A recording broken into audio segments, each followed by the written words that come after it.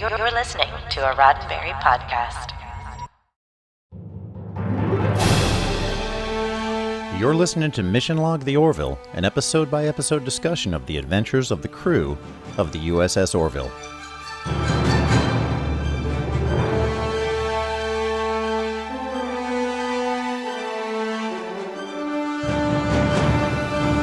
Welcome to another episode of Mission Log the Orville. This week, Deflectors, the one where Bortus' ex-boyfriend upgrades the Orville's Deflectors, and Kelly breaks up with Cassius.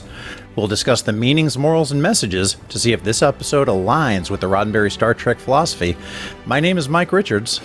And I'm Jessica Lynn Verdi. Mission Log the Orville is a conversation that depends on your participation. Please share your thoughts, ideas, and tell us what we missed at ML_the Orville on Twitter, Mission Log Pod on Facebook, or you can even email us at missionlog-theorville@roddenberry.com. And if you're watching this on the Roddenberry YouTube channel, hit like and subscribe. And remember, we may use your comments in an upcoming episode. Now, without further ado, here comes Mike with a recap of this amazing, positive, upbeat episode. So upbeat, so positive. Deflectors. Prologue. Earth, New York City, 1945. The war's over, and so are Kelly and Cassius. He wants to get serious about their relationship, but Kelly's only serious about work. I mean, not his work. His work is stupid. Arriving at Mockless for a deflector upgrade, a Mocklin shuttle delivers Locar, a brilliant Mocklin engineer who also happens to be Bortus Kadashik, a.k.a. an old boyfriend. Act 1. In engineering, Locar and John are teching the tech, but Locar really wants to talk to Bortus, which is unlikely. Tala offers her assistance during the test. Wait, what? Did the score just hint at an attraction between the two? At dinner, Clyden seems a little jealous, but not too jealous to push Bortus buttons a little. Locar joins the Mocklier family for dinner and offers Bortus another olive branch, which goes untaken. As the Orville prepares to test the new deflectors, Ensign Turco brings a good luck cupcake to engineering, and the etiquette of Mocklin breakups is discussed on the bridge. The test is a success thanks to Gordon, who dumbs it down just enough for the Mocklin ship to land a few blows. It's cupcake time for Locar as he and Tala exchange an admiring glance. Act 2. Cassius is struggling hard with the breakup. Ed's genuinely sympathetic, but also relieved that he won't have to perform the wedding, as he gives the green light to finalize the upgrade to the deflectors. In Tala's quarters, Locar confides that he's attracted to her. He's one of a subset of Mocklins who are attracted to females. You see, it's forbidden for Mocklins to express these feelings.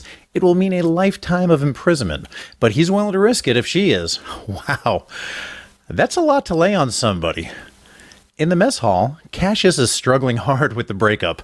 Ed's genuinely sympathetic. From a distance, Tala asks about Ed and Kelly. Gordon explains that their relationship is complicated, but Tala asks, "The galaxy is so full of so many unhappy people. Why ignore something good?" She then finds Locar in the conference room examining his home planet.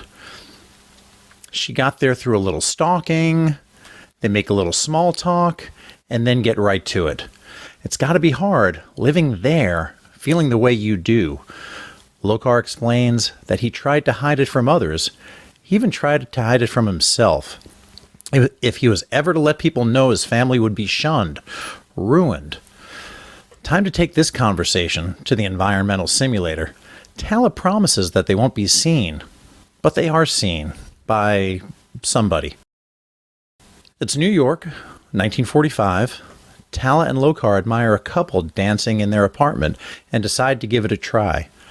This leads to Locar kissing Tala, which leads to Tala kissing him back, which leads to Kelly calling Tala to the bridge, which leads to Locar going all Billy Idol and dancing by himself, which leads to Clyden entering the environmental simulator, which leads me to think they really ought to put locks on these things. At which point Clyden exclaims, "I know what you are," which leads us to Act 3. In Kelly's quarters, What's this? Who's Mr. Mystery Guest? Turns out Cassius is struggling hard with the breakup and sent Kelly a Catrudian, kind of a large, sentient, wisecracking sunflower. Welcome to the party, pal. Returning to the simulator, Locar is gone. The computer verifies that he's not on the ship, and a replay shows that he was killed by somebody who is able to disable the safety protocols and mask their own identity. In the conference room, Tal explains to, among others, the Mocklins, that they were in the simulator because they were attracted to each other. It gets heated, and Tala is excused by Ed as he vows to bring the killer to justice. Act 4. Going all HR on Tala, Ed and Kelly explain that she should have known better, but regardless, she'll be in charge of the investigation. After a quick trip to see Bortus, we learn that he's known about Locar for years. But Tala should have known better. But she doesn't understand the Mocklin way. She doesn't understand a screwed up culture that keeps people from being who they are under the threat of personal ruin. She thought Bortus would be more evolved, especially given what they did to his daughter. Wow. It's Isaac's turn to tech the tech with Lamar. They're in the simulator, and they successfully recreate the image. It's Clyden. Act 5. Although Clyden was in the simulator, he did not kill Locar. He did, however, tell Locar that he was going to turn Locar in to the Mocklin authorities for debasing the Mocklin way of life. The senior staff all agree that Clyden had the means, motive, and opportunity. He also has a history of being a giant Captain Dick, but something doesn't feel right. Bortus is convinced that Clyden is innocent, and Tala isn't convinced that he's guilty. In the mess hall, Tala wonders if this is the weirdest thing that ever happened on the ship. Short answer, no. Apologizing to Bortus, Tala confides that she would probably kill herself if she had to live under the oppression of Mocklin bigotry, which, not surprisingly, is an unforgivable crime on Mocklus. One's entire family would be shamed and banished. Act 6. Tala speculates that nobody was murdered here, that Locar faked his own death, but the only way to prove it is to find Locar. She finds him using the shuttle's cloak to hide. He asks her to look the other way, but she says she can't let an innocent man be punished. She pleads with him to request asylum on the Orville, but he says more hiding, more lies. His mind is made up. He'll go home to face life in prison, but before leaving, he tells Tala that it will be on her conscience. Cassius stops by to tell Kelly he's transferring off the ship. Clyden visits Tala to thank her, and she tells him that Locar never hurt anyone. All he wanted was love, but his life is over for no reason other than Clyden's prejudice. With the white cliffs of Dover playing in the background, Clyden returns to his quarters to see a hurt and angry Bortus. No words are exchanged as Clyden walks past. The end. That was really good, Mike. You made me laugh and then you made me upset. that one hurt. You know, I mean, it's Family Guy, right? It's Family Guy in space. It's supposed to be lighthearted and fun, right? Not take on these big, heady, huge emotional issues. If Seth wanted to write a rom-com with Singing in the Rain, then he wanted to write a murder mystery with Cliffs of Dover. Oh, this was part police procedural and just part just biggest part infuriating. Totally. Just for the the bigotry and some of the parallels that we see that I'm sure we'll just talk about later. But thank you for the kind words on the recap. Yeah, no, you nailed it. Let's and what you're also so wonderful at is who did this episode? What's going on here? Well, we gave David A. Goodman, who we kind of teased about being a nom de plume. Might as well have been David A. Goodwriter. We talked about that when he wrote the episode Krill. Turns out he's actually an executive producer of the show. Who knew? So I feel bad about ribbing him back in season 1. Began his career with Futurama, a huge Star Trek fan. He wrote the episode where no fan has gone before, where they kind of rib the The original series, 80 episodes, about 30 good ones. That line that's made famous. Is that right? Is that right? That is so good. That comes from about 30 that good episode ones. of Futurama. But he then went on to write for Star Trek Enterprise, and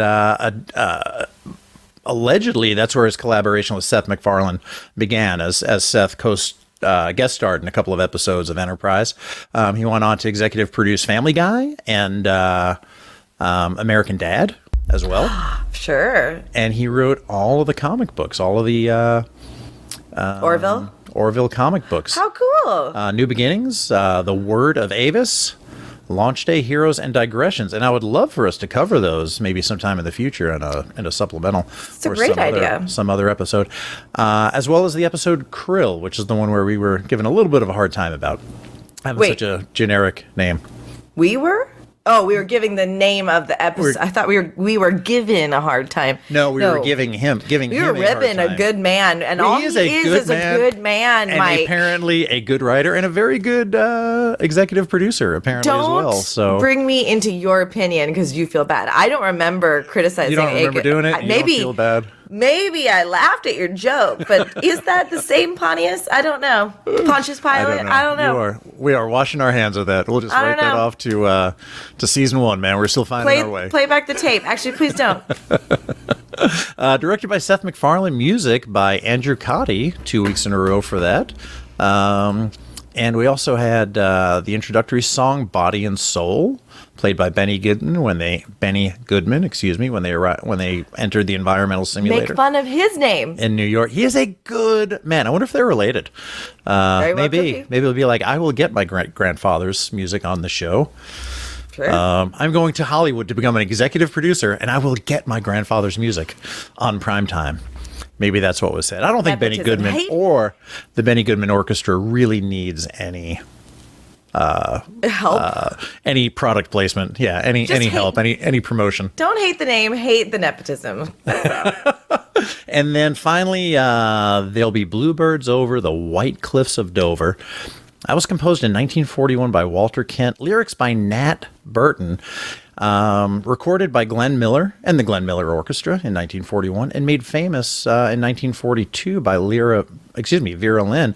That song was written about a year after the Battle of Britain, and it reflected sort of the hope and despair of the British people during their darkest hour in World War II.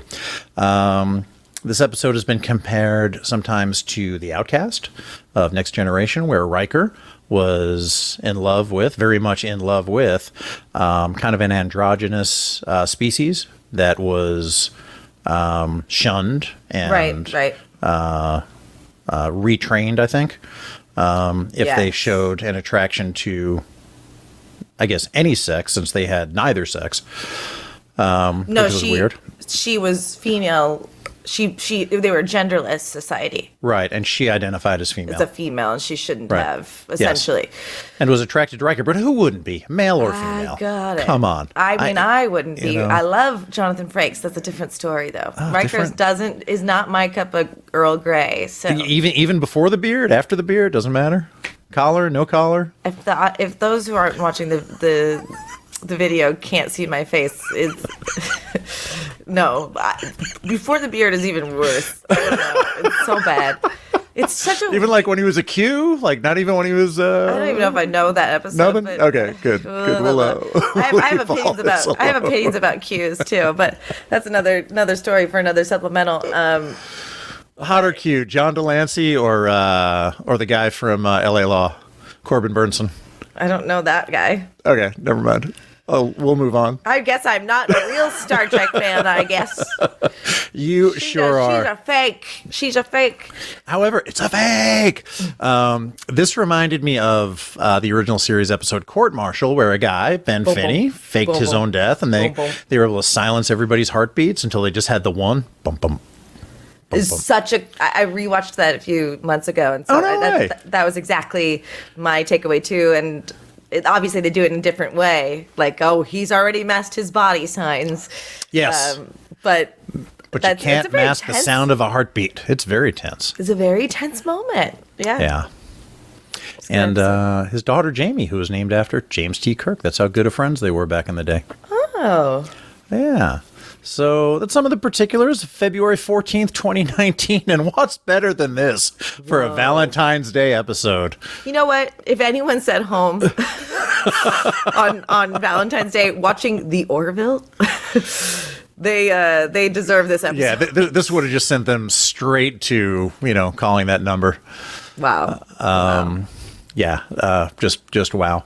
And we had another one, earlier this season that we actually speculated, like, was this an actual Valentine's Day episode? And the one we covered with Isaac and the Singing in the Rain. The Singing in the Rain episode would have made a good Valentine's Day episode. I imagine when they were planning out the schedule, or like they're writing the episodes,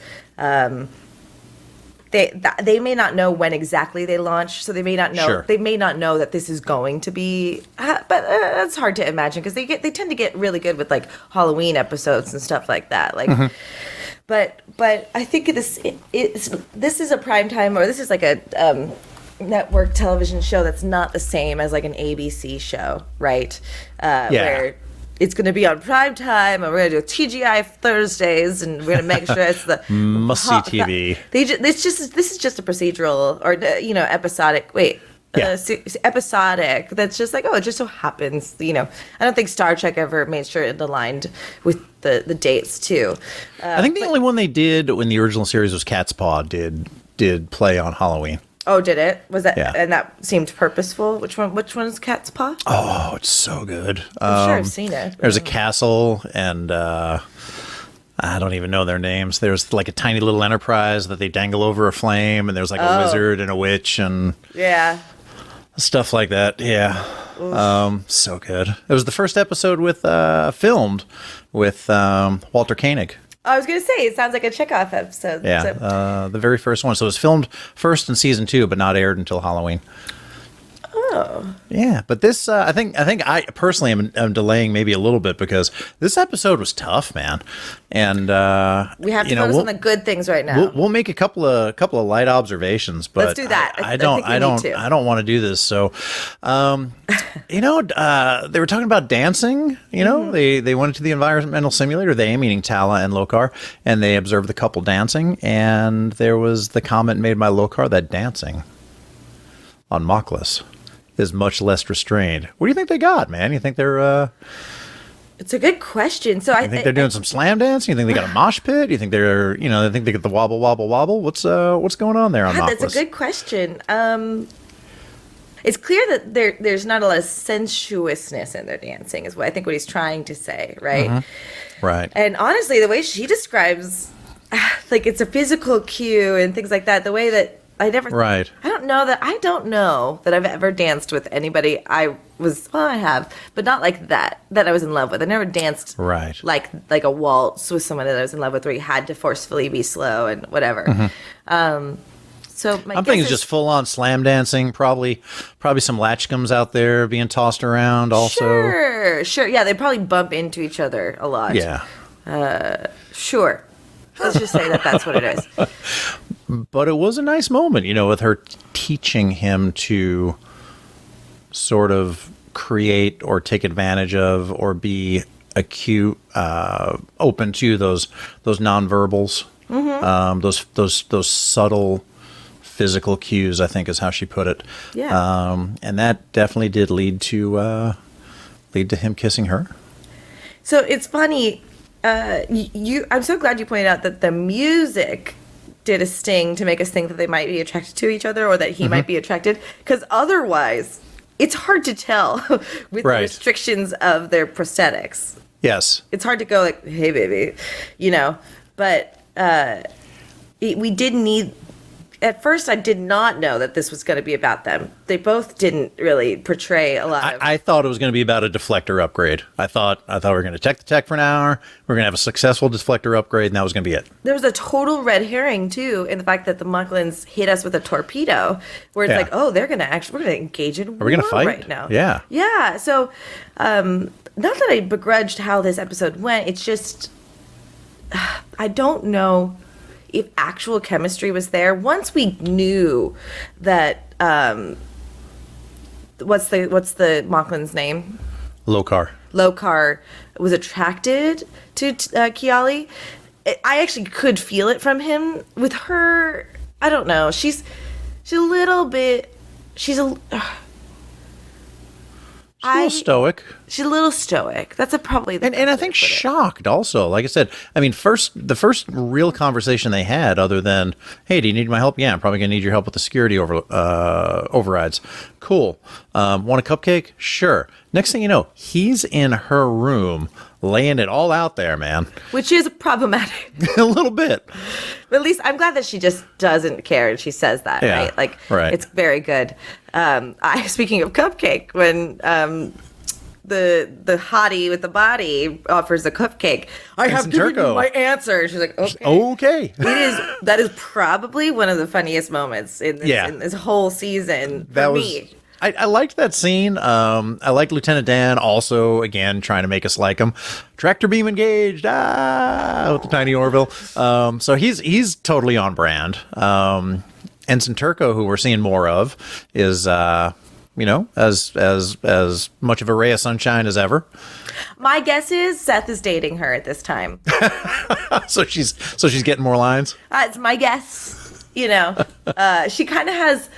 I was gonna say she's gonna have Ensign what's her face vibes from TOS, but Janice had more to do. Yeoman Rand? Yeah, Yeoman Rand had more to do. Yeah. But there was a couple characters you're like, oh, I kind of recognize that person, right? But I have a feeling that like. So if he is dating her now, and Ed had to deliver the line, "Look, we're not trying to go all HR on you." I would have loved it if Jessica's was like, "I would imagine not, Seth." Art imitates life, Mike. Life imitates art. Listen, he literally had to write a whole episode of getting rid of his ex-girlfriend, and everything he delivered to Alara is basically like, it's not going to work out. Sorry. Hey, I couldn't even imagine acting in that episode when we were, at home. I couldn't even imagine. Everything was tinged with, well, we don't want to work with each other anymore. And also based on when this script was written, there's some indications that it was written as a Alara Katan episode. That with her troubled love life, and now being offered a romantic endeavor, that she was sort of swept up in that, and then it sadly didn't end so well. That's a really good observation. You're totally right. That it also makes for a very good observation. It makes it for a good episode to get us to know Tala Keyali. I think it worked out well with her. I really did. We got to see a really strong side of her. Well, that was exactly the arc that we were getting set up for with Alara, was that she couldn't date anybody. So I think I had mentioned previously in A Happy Refrain, when Gordon's with John and going, can you just boost her up make her go a little bit faster? I feel like it was leading us to this episode with the deflector upgrade. I felt like, in a sense, like they had been thinking about upgrading the ship in general. Right. They've been on the ship for a little while. They kind of know where it needs, where it needs some improvement. Yeah. So I feel like that's what I was trying to say. Like, while this wasn't a C plot, in some ways they were getting us ready for this episode. Yeah. Maybe they can squeeze more than a quadrillion decisions every nanosecond out of the ship's computer. Perhaps. And I don't have a lot more other lighter side to talk to. I think the episode was done well. I think it was really good as far as light things go.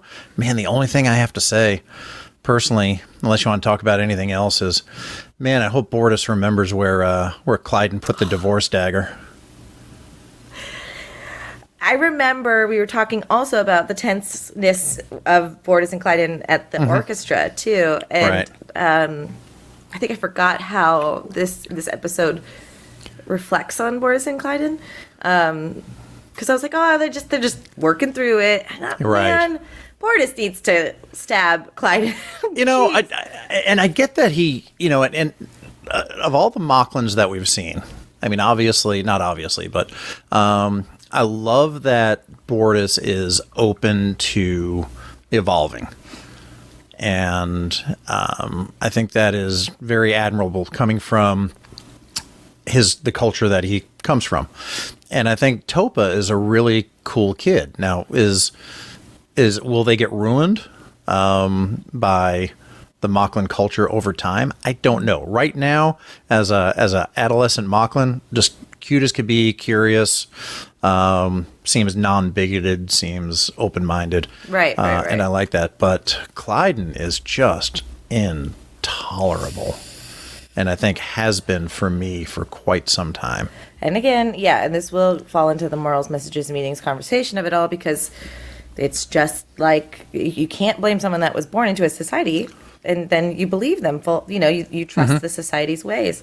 I wonder if working on a Union ship for Bortus was already an indicator of his open-mindedness. We learn that when Bortus was dating Locar and he was cheated on by Locar, and Locar was dating a female or whatever, went down to the planet, and at that, however many years ago that was, he already had a moral leaning towards, well, I want him to be happy, and I'm not going to turn him in, right? And he was also in the Moclan military at that time. So it says something about just... Might that have been the trigger that said, I'm going to go maybe to some folks that aren't so closed-minded? Totally. So I think it brings up the question of, which I love thinking about this in general, and I think we should jump to morals and decisions, but I'll finish with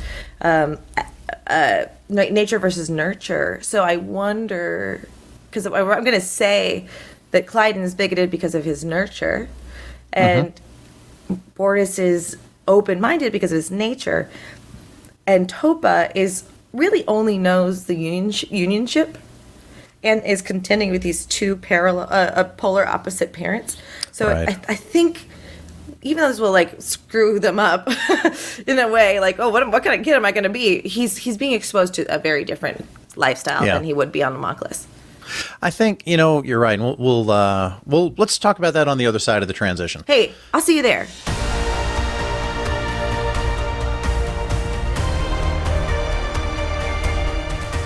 So we're back. Am I back? Okay, Are you back? Okay. So we're back. In this section, we're going to talk about the moral and ethical decisions, and we're going to talk about the big ideas in the episode, Deflectors, and discuss the meanings, morals, and messages, see if they align with the Roddenberry Star Trek philosophy.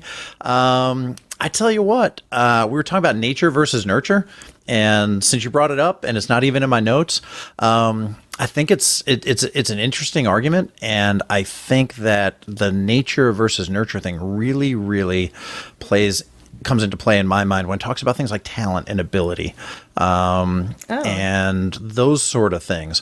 That's very much nature. Like what gifts, what attributes, what were you born with? What innate abilities are you born with? But when it comes to attitude, when it comes to bigotry, when it comes to prejudice, when it comes to homophobia, or in this case, heterophobia, all of that, in my mind, is 100% nurture. I don't think anybody is born with those things. Right.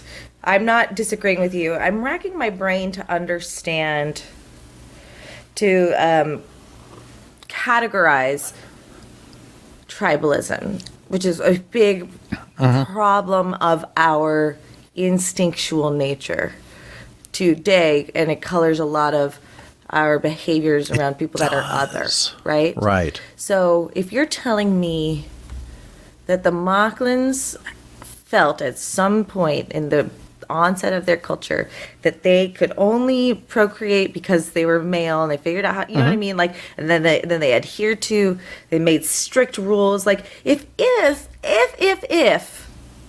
they were only an all-male species, they wouldn't have had to make rules that you're only going to be with men. Correct. There's something to be said for that, right? Yeah, so there's some other indication that they shunned and buried the female perspective in their past. Something, but again, so few females that. Sorry, I'm still trying to win that argument from About a Girl. So it's all encompassing, right? So this is.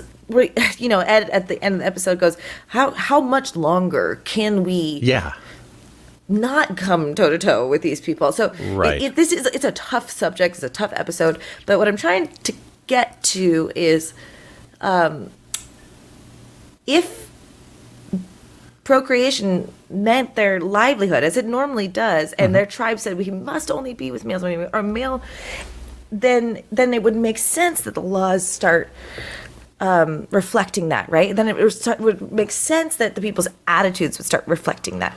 So while I agree that the bigotry is cast onto these people because of society, there is still a shame factor that's triggering the tribalism that we're scared of. So like if I go against, my tribe, they're going to outcast me, and that usually means death. That usually means like I will not survive because I am outside of the tribe. Right. So if you look at our history, there is a instinctual need to continue the species. Right. And that's why we think of heterosexual relationships as furthering that and being, for lack of a better term, normal. And I apologize for using that word. I just can't think of anything else on the spot. And thinking of relationships that do not procreate the species as being either abnormal or undesirable for that one singular goal. It was probably at one point in our history, I'm sure, a survival mechanism or a norm that was considered important for our survival. I think we're beyond that. So we are, but that doesn't mean we are beyond that, and we are entering an age of our we are adolescent beings. Dangerous, savage child race. Really, Jessica. really, and truly. We just think that we're so much more evolved because our brains are so high functioning in some senses of it. Oh my God, so high functioning. We're so great. So I don't want to lose my train of thought though with this. So apparently, anthropology. I'm sorry. Anthropology is difficult because a lot of it's still.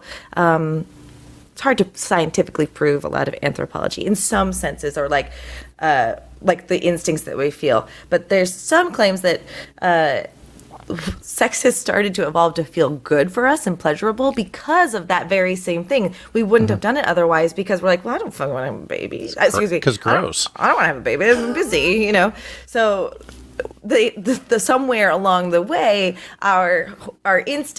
we evolved to enjoy sex so that we would actually do it. So that we would all, accidentally knock somebody out. Correct. Honestly, that's not like 100% proven in science. That's a theory. Sure, whatever. it's a theory. But I'll buy it.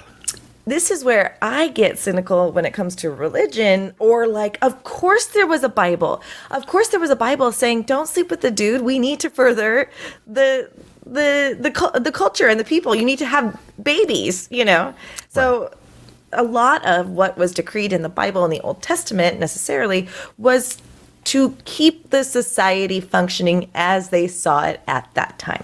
And by the way, homosexuality, I think, is mentioned once or twice, but like sleeping with an animal is mentioned 500 times. So we've just decided as a society to like use and pick the Bible for what we want. Like there's people who can justify the most disgusting choices in life by saying the Bible said this was okay. So that's a different conversation for a different episode. But. It is, and this came up last week in my research for our episode that we did last week on the kind of the office relationship between Isaac and Claire, and she went to Kelly and asked about that, and we talked about, is there a rule book? Is there a union, a planetary union rule book on whether or not to do this?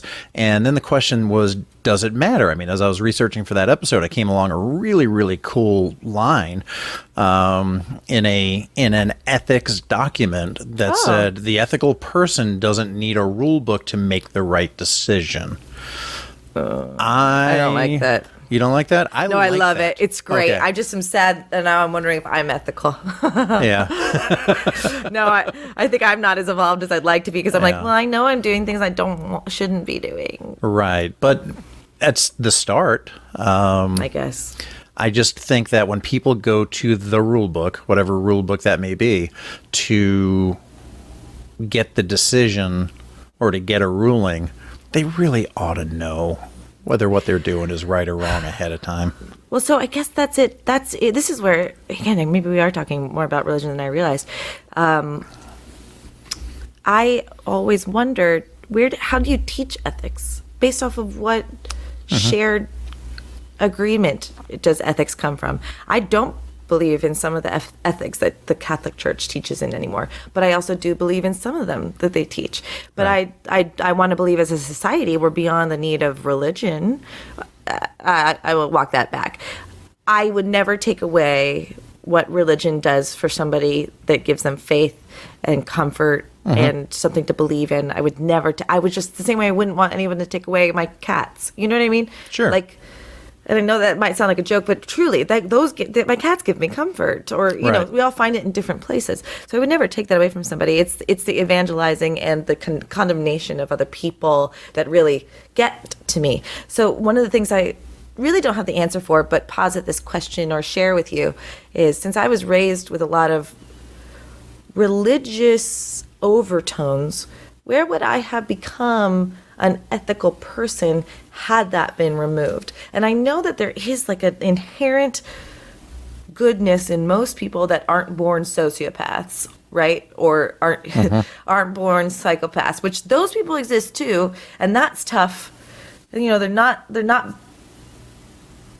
bad. They just are what they are, and and their understanding of ethics and morals are very different for us, or they just don't experience empathy in the same way.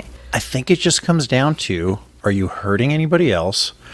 And can you justify your decision and your actions without feeling shame or having to lie about it? Great. Can you stand up and say, I did this because I thought it was the best possible course of action? And I think that's very much where ethics comes from. And How do you it's share that with a encapsulated- society, though? How do you get that message across? Like, again, I know, I understand that someone said, here's a Bible. God said this, everybody. You got to do it. Yep. You know, how do we do that today? How do we get, like, where do we get the agreement on how to live a healthy societal life? That's a really good question, because that is about the time when monotheistic religions started to pop up around the world, when communities start to gather in groups of about more than 150 or so. Right. There were too many people to kind of manage individually, so you had to come up with these normative rules that people from not only your village followed, but from other villages. And you said, like, hey, if you follow these rules too, you must be good because we follow them also. And now I kind of know what to expect, and I can trust you. How do we do that now? Boy, we have a kind of this worldwide network of communication that sure would seem to be the right tool, although it does seem to kind of make most of us regress in the wrong direction, I've seen. Well, yeah, I think you're right that this eventually does. It could eventually become a tool for that. And I'm obviously asking a question that's a very hard question to answer, Right. because I contemplate it a lot.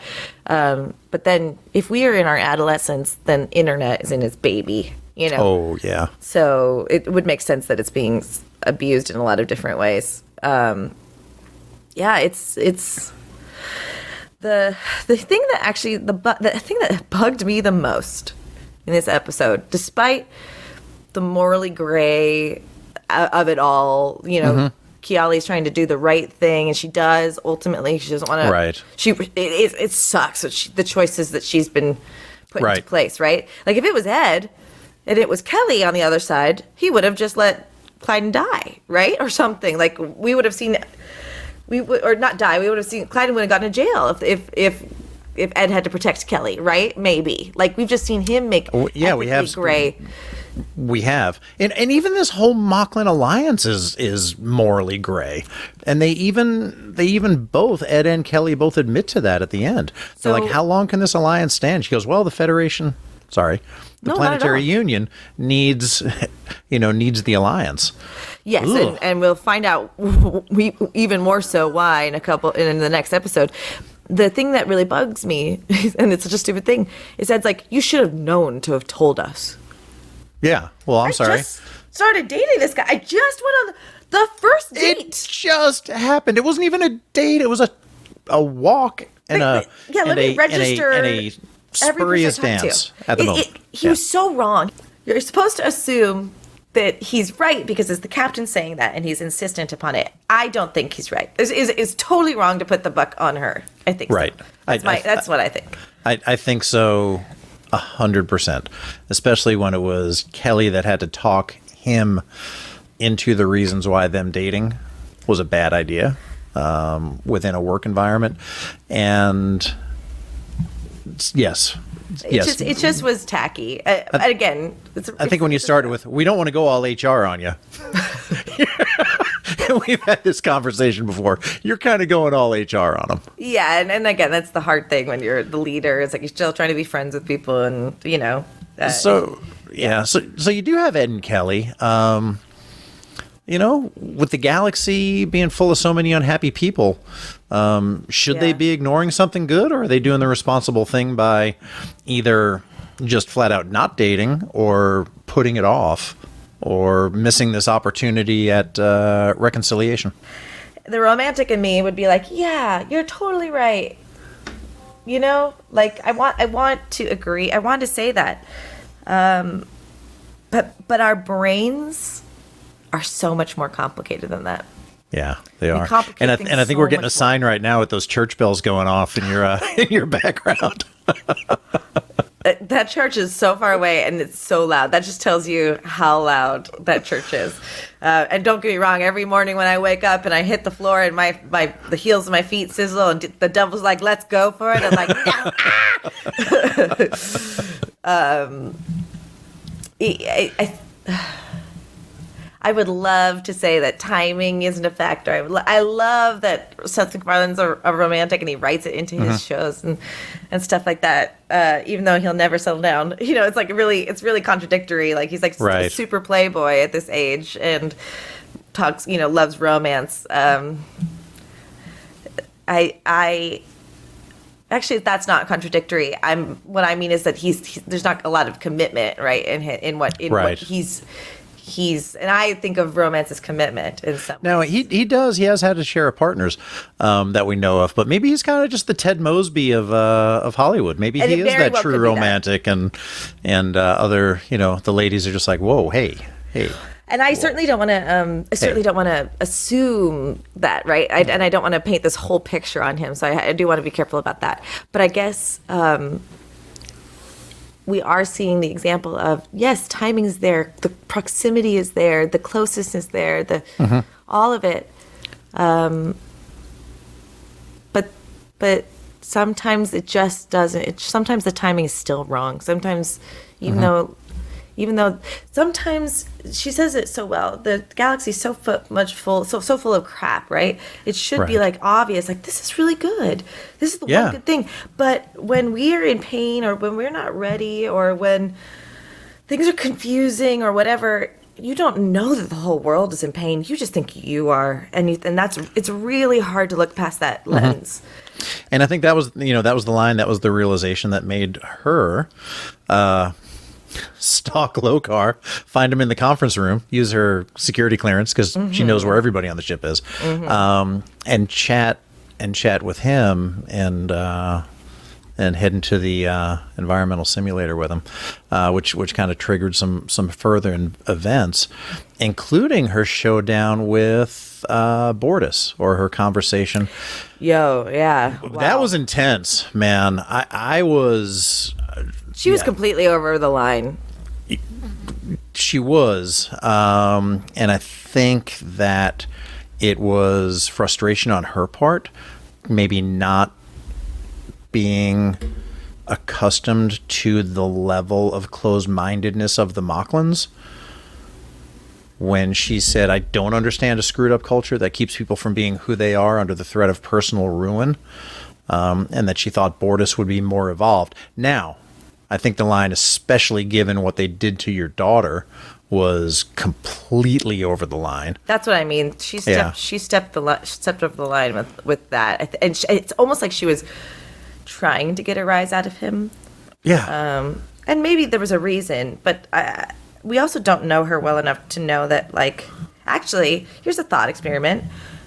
Picture Alara saying that. Mm-hmm. I think she would have had a little bit more background, a little bit more street cred to be able to make that comment, since she was there for that. Right. But is it still a good card to play, you know? I think it's too painful. I think it's borderline mean. She wanted to be mean to him, though. She really, you know, I guess we have all said things in the heat of the moment, or trying to get the reaction or the things that we want. It's just cruel, and he showed a lot of restraint. Yeah. Even though he was like, rah, rah, rah. But as stoic as he is, and as I don't. And again, I was kidding last week when I said I don't know if the Mocklins are trying to be Vulcans or Klingons or the bickering O'Briens, but they're that level of emotion I don't think I've seen from Bortus. No, before. I don't think so either. Okay. I mean, we've gotten to see his wonderful range of acting, you know, and God, like, that's a scene that you like. It reminds me, like, in high school doing a 2-person scene like that, you know, and you relish those opportunities, like, you know, you do, you like love that moment. And so that's what that moment reminds me of. It's like, oh, I remember when I did a scene like that and I got to get that mad. But I think I understand why maybe they're so restrained, and it has to do with a line that Locar said in his conversation, one of his conversations with Tala, when he said, on Mocklus, mediocrity is the only behavior above suspicion. So you will not be suspected of anything if you kind of hide in the crowd, if you hide in the middle, if you go along to get along, cooperate and graduate. That does not do a lot to encourage creativity, innovation, progress, personal excellence, inspiring other people to be better. You just want to hide in the crowd because you don't want to get in trouble for being different. And then how does he become the best engineer? Or is it because he channeled his feelings to that? You know, like, then how come they are a spacefaring society if that's what's valued? And I guess that's a good question. And I guess you can probably maybe push the envelope just enough. And maybe, or you're being told that this is what you need to do, or whatever. Yeah, like, and I think professionally, maybe that's a adequate thing to do or acceptable thing to do. But I think personally, his line may have applied to your personal life. Sure, is to just sort of hide in the middle. I think the thing that frustrates me, and this is not explicit in the episode, but it's implied. Very rarely do these rules that society has to adhere to apply to the people that are enforcing those rules. Yes. And I love to entertain a healthy amount of skepticism, especially when it comes to our culture and what we're being told we can't do. And, you know, obviously we want to be able to trust the people that are above us, but it's very hard to, especially when you can kind of think about, like, yeah, you have all the money in the world and you're doing exactly what we're doing. It's hard to imagine. Yeah. It's not implicitly said that, like, okay, no one else can date females, but God, who knows what the rest of the society or the leaders of the Mocklins are doing, you know? Anyway, it's neither here nor there. It's more a reflection on our society that kind of bothers me, is like, how many senators are in the closet? How many House of Representatives, their mistresses have abortions? You know, there's just things that the rules don't apply to certain people, and in general, it's. And that's the kind of thing that you shouldn't have to look at a rule book to make those kind of decisions. Like, getting back to our conversation before, just simple things like that. If one is enforcing rules, enforcing a way of life on other people that they do not adhere to themselves, then that's just wrong. And I don't need a rule book to look that up. Right. One of the things I think about, specifically in America, when we're like, you should not have an abortion, you should not be gay or whatever, like some people that are quote unquote Republican or conservative may not agree. They actually may feel like closer to the middle, falling more closer to the middle. What I really think is they've made those talking points so important so that while they're busy doing other things, we're busy bickering about these things that actually don't matter. It's kind of like, this is what my hand's doing over here, but don't watch my lips. And so that's the thing that usually frustrates me. It's like, go have sex with whoever you want. And I'm not suggesting, and I'm sorry to bring up abortion lightly if it seems that way. I don't. And I'm not, a lot of people go, well, women use abortion as birth control. No, they don't. They don't. And the majority of third term abortion is because it's either going to kill the mother or the baby. Right. And it's not like, oh, you know what? I've decided 7 months into this pregnancy, I'm ready to not have the baby. We're going to go vacation next spring, and I don't want to have to bring a baby. Case. So, and of course there is the one girl who's like, I shouldn't have gotten pregnant, and I, you know what? I'm not ready for this, and that is in the emergency birth control or whatever, what have you. But if we have state officials making regulations as to what I can or cannot do, I'm not paying attention to actually what's happening. I'm not paying attention to the bigger decisions that they're making about my livelihood that have nothing to do with that. Nothing to do with who I'm sleeping with. And that's what all those wedge hot button issues are about. Just to keep us busy. Yes. That's my opinion. No, that is a good opinion, and I value your opinion, especially from a women's rights and reproductive rights point of view, because we obviously, I cannot put myself in your position, but I do love to hear what you have to say. It affects everybody, I guess like again, it does affect everybody, and I appreciate your like going, oh, what's your perspective, Jessica? But that decision doesn't just affect one person, No.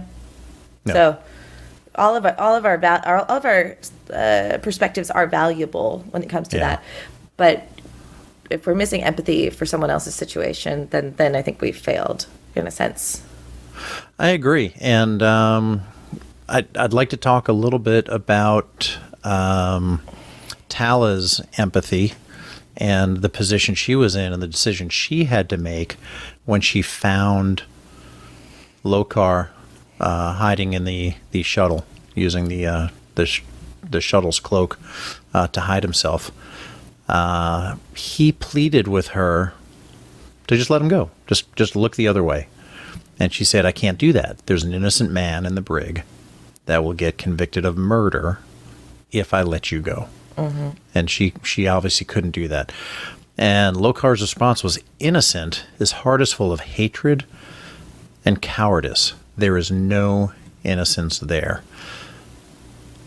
Probably still would not justify him being accused of murder, since he did not murder anyone. So I thought that was somewhat out of line right there. And Tala pleaded with him to request asylum on the Orville, that he will grant it. And his response was, more hiding, more lies, as he is literally standing there hiding and lying. Yes.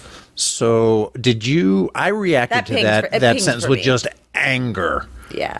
Like, I was like, here you have somebody who you dragged into your situation, knowing the consequences, knowing where it could lead to, him being the one that is familiar, that does understand Mocklin culture, and then she offers him a way out, and he accuses her of being the one without integrity. I was angry at that. And not because I thought it was a bad episode or poorly written, probably because it was so well written. Sure. In some ways, by him behaving that way, we feel better for Tala to move on from him because you're totally right. To flip on a dime, you were hiding and lying, and then on a dime you flip and go, right. I will not lie and I will not hide. Now, if he had said, no, this is on me, I brought you into this, I have to take responsibility for my actions, I need to go home, make sure that my family doesn't, bear the burden for my, I'll say, actions, then that would have been understandable. But to flip and say, I'm not lying and hiding. Well, yeah, you are. Well, and we don't, just because, this is what's interesting about romance in TV and film. When we see two people fall in love, we're like, oh, those are perfect people. And then you get a movie like Blue Valentine, and like, wait, they don't end up together? I don't understand. And we have no idea what kind of person Locar is, but then we're seeing it. He's okay with framing an innocent man. Mm-hmm. And he doesn't, he's okay with like taking off. He's like, in some ways, we do need him to be a little bit dense like this for Tala's benefit. But the thing that made me just absolutely done with him, just done. And I am no less, grossed out and appalled by the Moclan civilization that puts people in this position. But when he said, if I am condemned, it will be on your conscience. And I just I had to edit my recap because there was an F and there was a U at the end of that paragraph, because how dare he? Once again, that should have been, this is my responsibility. This is my decision. I will go, if that's what he decided to do, to go and live within the confines of that bigoted, close-minded culture that is the Moclan culture. If he decided to go back there and stand trial, that's on him. Yeah.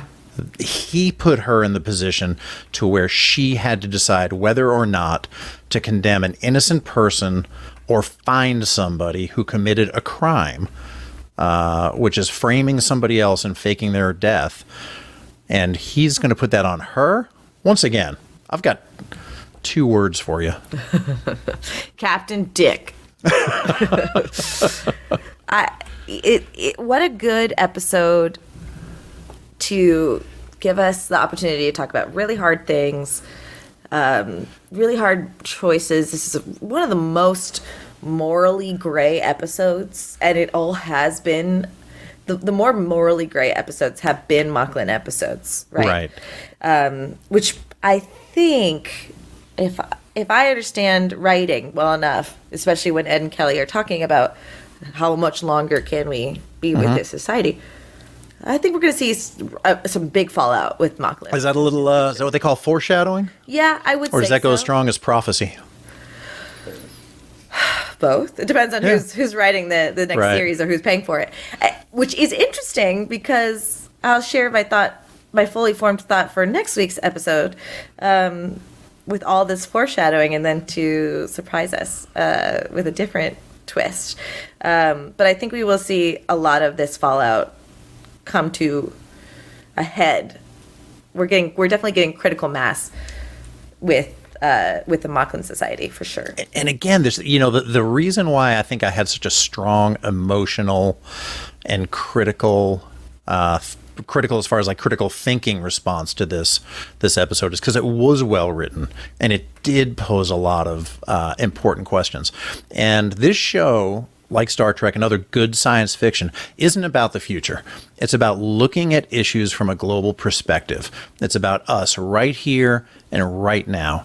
And if we can, kind of really move forward a little bit, and I'll just give you what I got out of this episode from a morals, meanings, messages standpoint, is how dare people get in the way of somebody finding love? How dare people judge somebody else in a world and a life that they don't understand, in shoes that they haven't walked a mile in?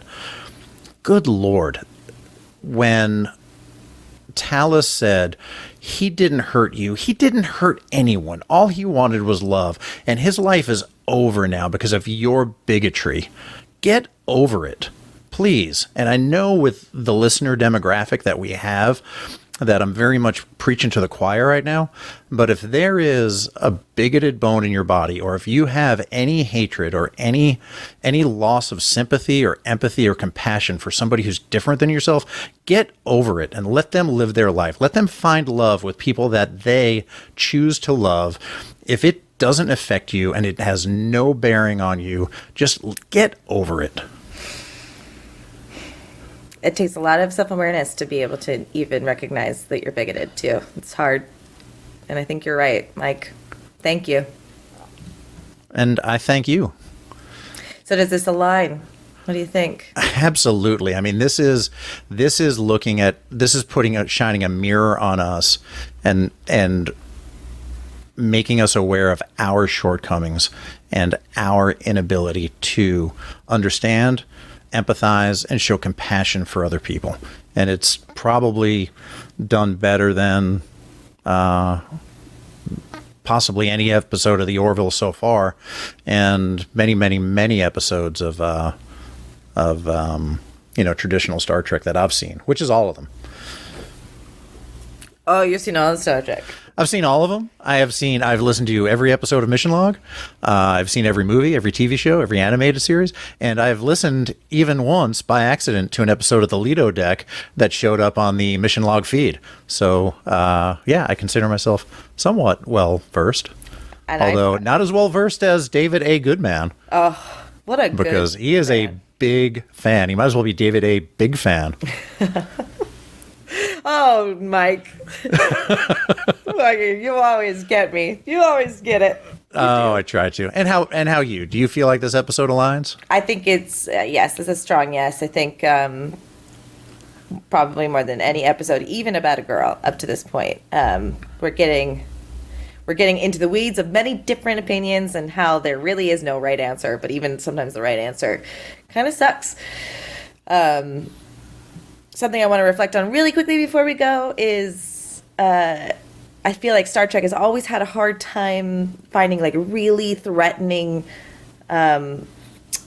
enemies. Like some of the best enemies that people would point to are Khan, and there's a reason why Khan is a great enemy, and it's because we know so much about his background. We know how he feels, and I think it's really smart that in many different instances, we get to really learn about our future enemies, our current enemies, or learn to hate these, or learn to want to fight against different cultures on the journey with the Orville. So I think that we're doing a really good job. They're really taking a note from Star Trek's page and going, how do we not just throw in a new race and hope that they're menacing?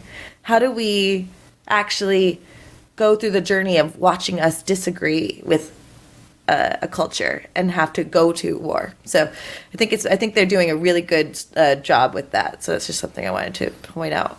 I think so too, and where original Star Trek was kind of written so that this enemy race would be a metaphor for allegory, these guys and a different allegory for other people. Seth even said, "I don't know who these people are. Like, are they us? Are they them? Are they part us? Are they part them? Are they from this part of the world or that country? I don't know." He's like, they just have aspects that sound interesting, and they just kind of keep bouncing around. And I think the more that I see, I would say kind of the two main, alien races in this show that are problematic. It's the Moclans and the Krill. Is there anybody else out there yet as of right now? No, I mean, not that we know of. Yeah, we know the Kalons are kind of arrogant. We know the other people like to put people in zoos, but they were kind of, they were one-offs. But I see those, and I see honestly, I see more aspects that remind me of who we are than I think I ever saw in other Star Trek antagonists. Which makes for a really impactful and poignant storytelling. I'm going to say this too. I bet you Seth does know what he's reflecting. He's just saving his ass as a He's just. And I was trying to save my ass as a podcaster too. That's why I kind of left it open. I'm just saying he probably knows. Doesn't need to say it out loud. And at the same time, it does reflect things that we can all relate to. So yes, this is a Star Trek, morally Star Trek aligned episode. Alrighty, very well then. I will close off by saying, Mission Log the Orville is produced by Roddenberry Entertainment. Executive producer Rod Roddenberry. Our website and your opportunity to comment and connect with us is podcasts.roddenberry.com. Join us next time on Mission Log the Orville as we discuss in its entirety Identity, Part 1 and 2.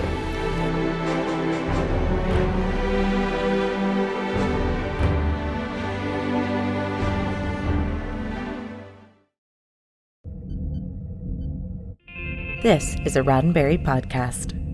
For more great podcasts, visit podcast.roddenberry.com.